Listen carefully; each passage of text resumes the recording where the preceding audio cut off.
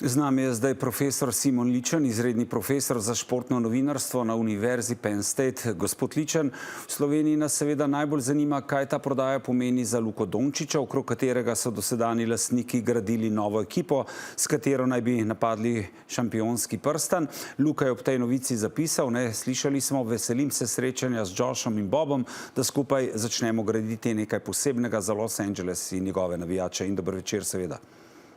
Dober večer.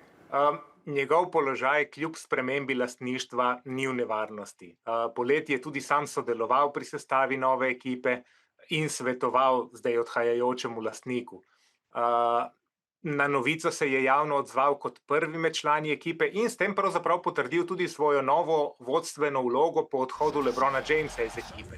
Glede na to, da je njegovo objavo pozdravila tudi dolgoletna solastnica ekipe Jeannie Buss, njegova vloga torej ni v nevarnosti in absolutno vse poteka po pričakovanjih ali pa po poslovnem bontonu. Luka Dončić je po mojemu zanimivem položaju tudi zato, ker je eden od investitorjev v rimsko franšizo prihajajoče lige NBA Europe, tako da sta Kušner in Iger zdaj ne samo njegova nova delodajalca, ampak na nek način tudi stanovska kolega. Ali gre pri tej prodaji za največji posel v zgodovini športa, kot piše večina medijev? Ja, gotovo gre za najvišjo ceno za posamezno ekipo v zgodovini športa. Vrednost celotne franšize je ocenjena na 12,5 milijarde dolarjev. Nova lastnika bosta predvidoma kupila približno 76% delež, torej del lastništva ostaja še vedno v drugih rokah.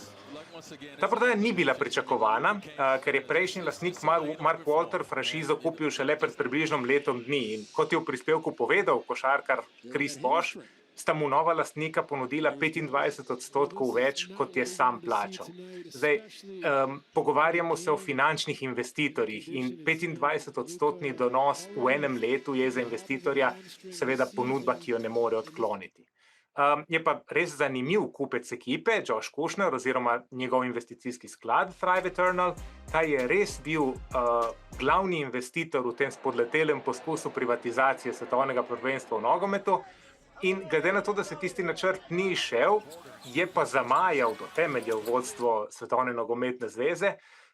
Gospod Kušner je očitno imel na razpolago kapital, ki ga je preusmeril v drugo športno investicijo. Tako da verjetno res v tem primeru denar za kupnino za Lakerse je denar, ki bi sicer šel v FIFA za delež pri dobičku Svetovnega prvenstva v nogometu. Eno od zanimivih dejstev, ki je zelo zanimivo ob tej prodaji, je, da je eden od kupcev, Josh Kushner mlajši, brat Trumpovega zeta, Jareda Kushnerja, moža Ivanke Trump. Ja, Josh Kushner je kar osrednji investitor preko svojega naložbenega sklada.